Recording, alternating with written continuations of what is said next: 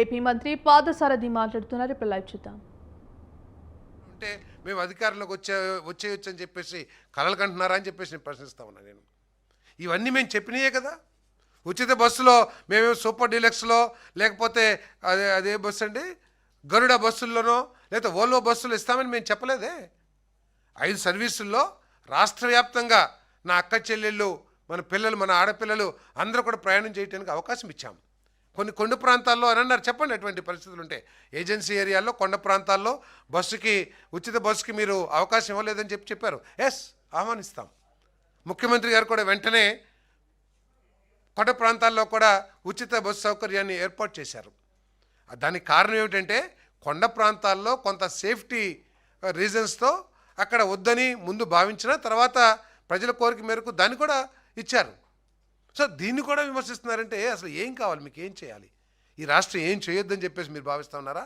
అమరావతి వద్దు, పోలవరం వద్దు, రాష్ట్రంలోకి పెట్టుబడులు వద్దు, ఏ విధంగా మనం అడ్డుకోవాలని చెప్పేసి కుతంత్రాలు పనటమే లక్ష్యంగా వైసీపీ పనిచేస్తుందని చెప్పేసి నేను ప్రశ్నిస్తా ఉన్నాను.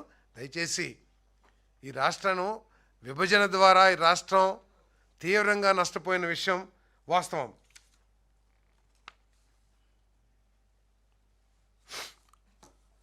తీవ్రంగా నష్టపోయిన విషయం వాస్తవం.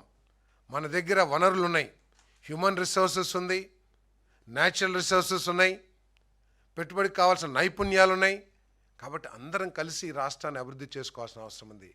ఈ రాష్ట్రం యొక్క ప్రత్యేకంగా కూటమి ప్రభుత్వం చంద్రబాబు నాయుడు గారి యొక్క ఆలోచన ఏమిటంటే ఈ రాష్ట్రంలో ప్రతి యువకుడికి, యువతికి ఉపాధి అవకాశాలు కల్పించాలి, 20 లక్షల ఉద్యోగాలు కల్పించాలి అనే లక్ష్యంతో పనిచేస్తూ ఉన్నారు. ప్రభుత్వంలో కూడా అవకాశం ఉన్న అన్ని పోస్టులకు కూడా 16,700 టీచర్ పోస్టులు పిలిచాం.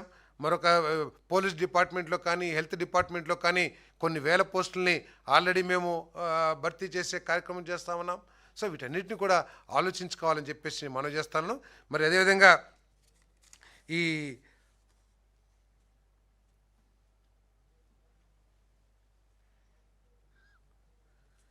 ఎవరికైతే ఈ పెన్షన్స్ అంగవైకల్యం ఉన్నవారు రీఅసెస్మెంట్కి వెళ్ళారో వాళ్ళందరికీ రీఅసెస్ చేసిన తర్వాత సదరం సర్టిఫికేట్స్ కూడా రిలీజ్ చేయబడి అని చెప్పేసి కూడా ఈ సందర్భంగా నేను తెలియజేస్తా ఉన్నాను.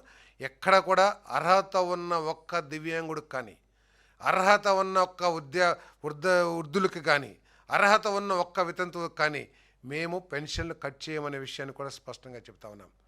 మేము ఎవరికైతే పెన్షన్ పొందుతూ మరణించిన వృద్ధులు ఉన్నారో వారి వితంతువులకి వెంటనే పెన్షన్ ఇచ్చే కార్యక్రమం మొదలుపెట్టాం.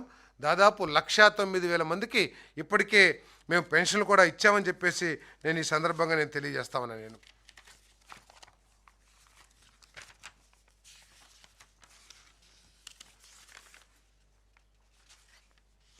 1,09,155 మందికి కొత్తగా పెన్షన్లు కూడా శాంక్షన్ చేయడం జరిగిందని చెప్పేసి కూడా నేను మనవి చేస్తాను.